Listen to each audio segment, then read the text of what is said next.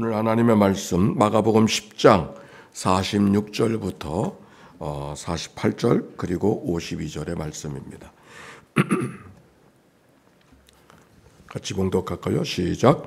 그들이 여리고에 이르렀더니 예수께서 제자들과 허다한 무리와 함께 여리고에서 나가실 때에 디메오의 아들인 맹인거지 바디메오가 길가에 앉았다가 나사렛 예수시란 말을 듣고 소리질러 이르되 다윗의 자손 예수여 나를 불쌍히 여기소서 하거늘 많은 사람이 꾸짖어 잠잠하라 하되 그가 더욱 크게 소리질러 이르되 다윗의 자손이여 나를 불쌍히 여기소서 하는지라. 52절. 예수께서 이르시되 가라 내 믿음이 너를 구원하였느니라 하시니 그가 곧 보게 되어 예수를 길에서 따르니라. 아멘. 이는 생명의 말씀입니다. 한 주간 편안하셨습니까? 네, 오늘 종교개혁 주일이에요. 이 옆에 천주교회가 있는데 천주교를 프로테스트하고 나와서 시작한 마틴 루터의 종교개혁 기념주일 1517년 10월 31일로부터 507주년이 되어지는 기념주일입니다. 교우들 가운데 어떤 분들은 천주교는 아주 사단의 집단으로 이렇게 생각하는 이들도 있고 천주교와 이렇게 좀 뭘 마주 앉으면 아주 못할 일을 한 것처럼 그렇게 생각하는 사람들도 있습니다. 근데 그렇게 하지 않아도 됩니다. 왜냐하면 종교개혁이 되어진 것은 천주교가 잘못했기 때문에 시작되어졌지만 오늘날의 천주교는 그때 천주교회와 아주 다릅니다. 그러니까 그 종교개혁에서 개신교회가 시작되어졌지만 그 기회 때문에 천주교도 스스로 갱신이 되어져서 지금의 천주교회와 그때 천주교회 같은 교회가 아니라고 하는. 우리가 적어도 기억하는 것은 우리 개신교인들은 늘 예배 때마다 고백해야 예배가 되어지는 사도신경이 바로 같이 우리의 고백이나 천주교의 고백이 아주 토시 하나 틀리지 않냐고 똑같은 겁니다. 그러니까 같은 신앙 고백 속에 있다고 하는 것을 기억하면 그렇게 달리 생각하지 말고 오히려 형제교회라고 하는 그런 생각.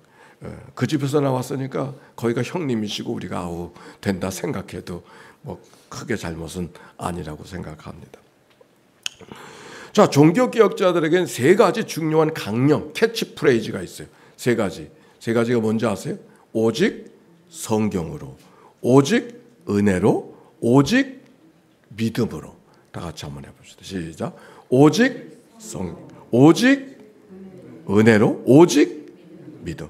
오직 성경으로는 말이 진리의 기준이 교황이나 교회 제도가 아니라 성경이 중요하다라고 하는 거. 오직 성경으로. 두 번째, 오직 은혜로 인간의 행위에 의해서 구원받는 것이 아니라 하나님의 은혜로 구원을 받는다. 이것이 우리의 신앙의 고백이죠. 그리고 또 한 가지, 오직 믿음으로. 믿음으로라고 하는 것이 뭘까? 믿음으로는 다 아는 말이지만 믿음으로라는 말이 뭘까? 그걸 오늘 성경 소경 바디메오의 사건을 통해서 아주 쉽게 그러나 분명하게 같이 나누어 보려고 합니다. 오늘 성경에 있는 이야기는 예루살렘으로 가던 예수님이 여리고를 지나가시다가 맹인이었던 바디메오를 만납니다. 바디메오가 길가에 앉았다가 예수님이 지나가신다는 소식을 듣고서 소리를 지릅니다. 47절에 보니까 나사렛 예수여 시란 말을 듣고 소리질러 이르되 다 같이 다윗의 자손 예수여 나를 불쌍히 여기소서. 그 다른 제자들이 좀 조용히 하라고 다그치니까 더 크게 소리질러서 다윗의 자손이여 나를 불쌍히 여기소서. 여기 반복되는 말이 있죠. 무엇이 반복됩니까? 나를 불쌍히 여기소서. 다 같이 시작. 나를 불쌍히. 이 말이 매우 중요합니다. 나를 불쌍히 여기소서. 끼리에 일레이종. 이 말이 무슨 말인가? 내 연약함을 고백하는 거예요. 나는 거지입니다. 나는 병든 자입니다. 아니 내가 할 수 있는 일은 아무것도 없습니다. 이 고백이 나를 불쌍히 여기소서. 하나님 나라를 가르치는 예수님이 너희가 어린아이처럼 하나님 나라를 받들지 풀지 않는 자는 결코 그곳에 들어갈 수 없다고 이야기하면서 어린아이들을 이야기했는데, 그 어린아이 같은 심정이 뭔가 나를 불쌍히 여기소서, 난 할 수 있는 일이 없습니다, 전적으로 누군가의 도움이 없이는 내일을 살아갈 수가 없습니다. 그게 바로 어린아이의 모습인 것처럼 하나님 앞에 그 고백을 하는 거죠. 나를 불쌍히 여기소서. 기도가 뭔가? 이게 기도예요. 나의 연약함을 인정하고 하나님의 은혜를 구하는 거죠. 어떤 분이 오셔서 자기는 기도를 못한다고 그러면서 그래서 써서 한다고 그러더라고요. 그래서 아니, 기도는 못하고 잘하고가 없고 어떤 말을 해야 기도가 되는 것이 아니라 어떤 마음, 어떤 자세를 갖고 있는가가, 그것이 기도가 되기도 하고 안 되기도 하는 것이죠. 사실 써서 하는 것이 기도의 더 귀한 모습이에요. 옛날 고대인들은 기도를 꼭 써서 했어요. 인쇄된 글로 기도했어요. 왜? 거룩하신 하나님 앞에 내가 말을 하면서 어떻게 되는 대로 나오는 대로 말하느냐고. 그래서는 써서 하는 게 기도의 원칙이었어요. 근데 써서 해야만 기도가 되는 것은 아닙니다. 이미 나의 필요를 다 알고 계신 하나님, 나의 필요를 다 알고 계신 하나님, 내가 하나님 앞에 자비를 구하는 나를 불쌍히 여기소서 하나님 앞에 그 마음으로 나아가기만 하면은 하나님이 이미 내 기도를 들으시는 줄로 믿습니다. 이게 기도예요. 오늘 여기 소경 바디메오가 무슨 말, 다른 말을 하지 않았죠. 나를 불쌍히 여기소서. 그게 기도예요. 그게 믿음의 시작이에요. 나는 죄인입니다. 나는 병든 자입니다. 나는 거지입니다. 나는 아무것도 아닙니다. 거기서 출발해요. 그게 믿음의 첫 단계. 두 번째 단계, 그 바디메오가 누구를 찾습니까? 다윗의 자손 예수요. 성경이 이렇게 되어져 있어요. 나사렛 예수시란 말을 듣고 그가 소리질러 다윗의 자손 예수요. 나사렛 예수와 다윗의 자손은 아주 다릅니다. 왜냐하면 나사렛 예수라고 하는 말은 시골 사람 예수라, 별 볼 일 없는 사람 예수라, 그 말이요. 그런데 다윗의 자손이라고 하는 말은 그 시골 사람, 지방 사람, 아무것도 아닌 거, 무시해도 될 그 사람이 다윗의 자손, 메시아를 기다리고 있던 백성들에게 기다리던 그분이라고 고백하는 거예요. 구원이 어디서 오는가를 지금 다 바디메오가 이야기하고 있는 것이죠. 지금 예수님이 바디메오를 만나려고 오신 게 아니에요. 예루살렘으로 가다가 여리고를 지나가시는 거예요. 그런데 지나가신 예수님을 지금 바디메오가 붙들고 있는 거예요. 부르고 있는 것이죠. 시끄럽다, 조용히 해라 그래도 낙심하지 않고 포기하지 않고 더 주님께 집중하는, 즉 구원해 주실 분이 누군가를 바디메오가 분명하게 고백하고 있는 거예요. 한양으로 가던 이가 묻습니다. 이 길도 한양 가는 길입니까? 그가 대답했습니다. 한양을 가시나요? 네, 이 길밖에 없습니다. 구원에 이르는 믿음은 오직 예수를 구하는 믿음입니다.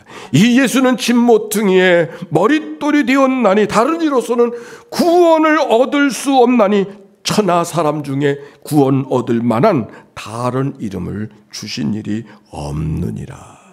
그게 예수 그리스도, 그분을 향한 외침이 바디메오가 있어요. 그게 믿음의 두 번째 단계. 세 번째, 그 다음에 49절 말씀 봅시다. 예수께서 머물러 서서 그를 부르라 하시니 그들이 그 맹인을 부르며 이르되 안심하고 일어나라, 그가 너를 부르신다. 50절 시작.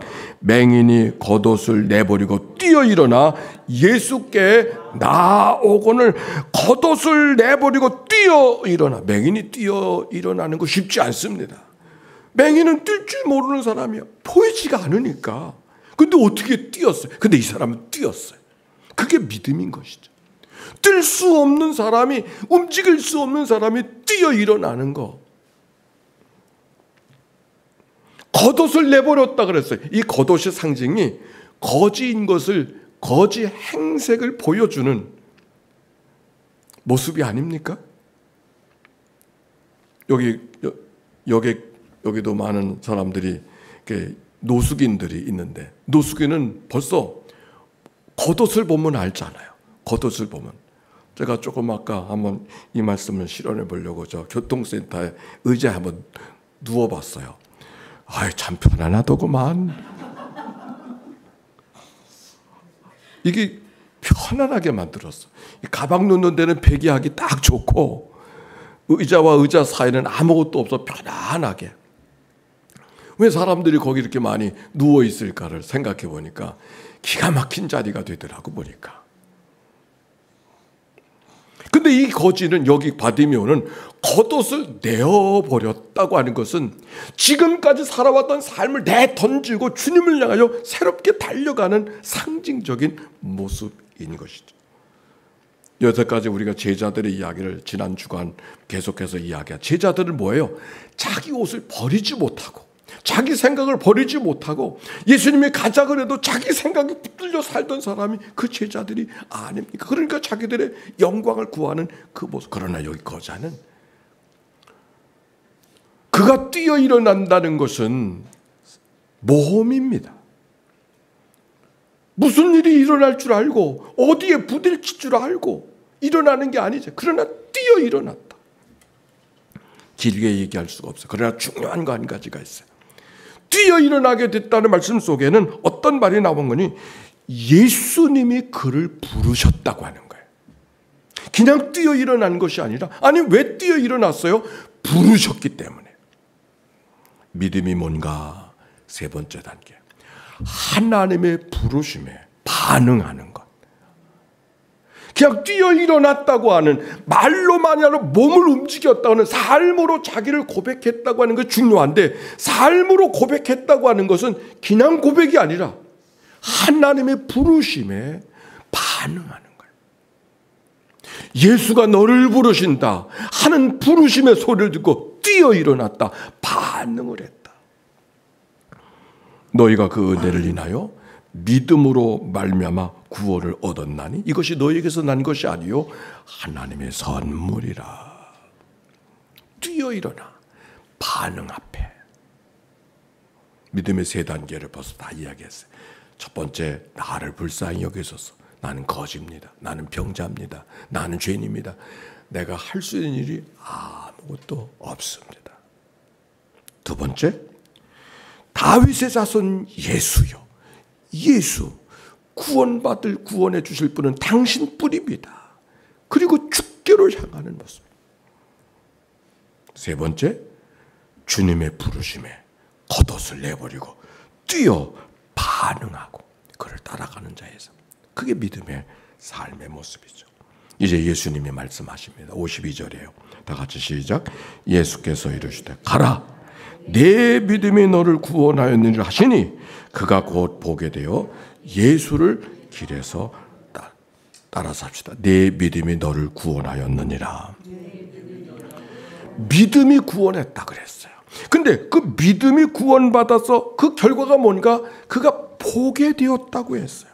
보게 되었다는 것이 뭔가? 구원받은 증거예요. 여러분, 예수 그리스도를 통해서 구원받으심을 믿습니까? 구원받았다고 하는 것은 어떤 윤리적으로 도덕적으로 교양이 있는 사람이 되었다는 것이 아닙니다. 영생을 보는 거예요. 영생을 본다고 하는 것은 새로운 세상을 보는 거예요. 영생의 삶이라는 새로운 것을 바라보는 거예요. 새로운 것을 본다고 하는 것은 우리가 죽은 다음에 뭘 보는 것이 아니라 이 땅에서부터 이미 하나님의 세상임을 보고 살아가는 것. 그게 구원받은 자의 삶의 모습이죠.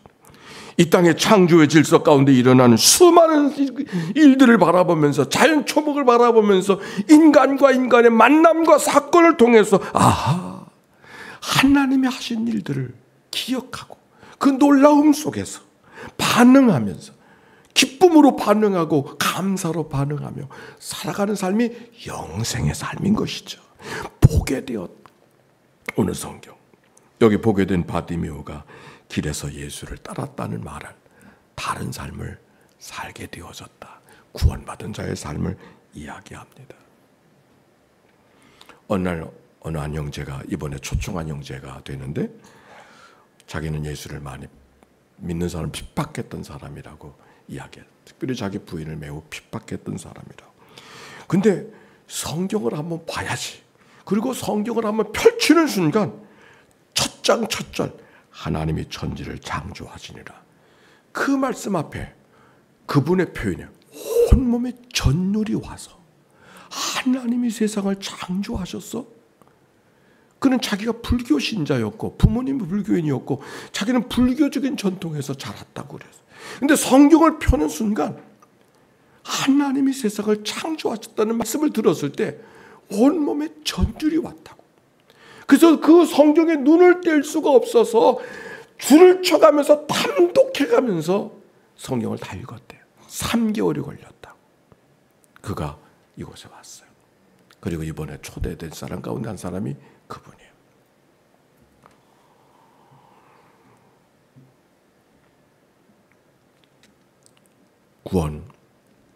구원받은 자의 삶이 뭔가? 이 땅에 살아간 모든 일이 하나님의 사랑 속에 살아간다는 사실을 창조의 질서 가운데서 발견하고 거기에 반응하며 살아가는 삶이 구원받은 자의 삶인 거죠. 주님이 이렇게 말씀하셨어요. 아버지께서 나를 사랑하신 것 같이 나도 너희를 사랑하셨으니 나의 사랑 안에 거하라. 그리고 하신 말씀, 내가 이것을 너에게 이름은 내 기쁨이 너희 안에 있어 너희 기쁨을 충만하게 하려 함이라. 내 기쁨이 너희 안에 있어 너희 기쁨을 충만하게 하려 함이라. 이게 구원받은 증거예요. 험한 세상, 어지러운 세상을 살아가지만 오늘 하나님이 주신 기쁨 속에 살아가는 거. 기쁨은 기뻐하자고 해서 기뻐하는 게 아니잖아요. 이 땅에 보고 듣고 만나는 모든 사건 속에 하나님의 창조의 질서를 발견하고 그 속에서 그 모든 것들이 나를 위한 하나님의 사건이었음을 고백할 수 있을 때 기쁨은 저절로 찾아오는 거죠. 감사절은 그 기쁨을 주신 하나님께 반응하는 거죠. 또 한 주간 어떻게 아기가 태어나는 모습을 통해서도 농부가 심고 거둔 알곡을 통해서도 새가 하늘을 날아가는 모습을 통해서도 하늘을 덮어 구름이 핏줄기가 내려는 모습을 바라보면서도 무지개를 바라보면서도 저녁 노을을 바라보면서도 골짜기를 따라 흐르는 시냇물들의 소리를 들어가면서도 아름다운 빛으로 변해가는 가을의 단풍을 바라보면서도 저 단풍 들지 않으면 그 나무들이 다 얼어 죽고 말아. 그러나 단풍 들게 해서 떨어지게 하시고 겨울을 준비하게 하고 땅을 비옥하게 만들며 내년의 창조를 만들어가는 하나님의 질서 가운데 오늘 우리가 살아가고 있음이 얼마나 놀라운 일인가. 그런 은혜가 여러분 모두 가운데 함께하는 복된 감사 주일이 되어지기를 주의 이름으로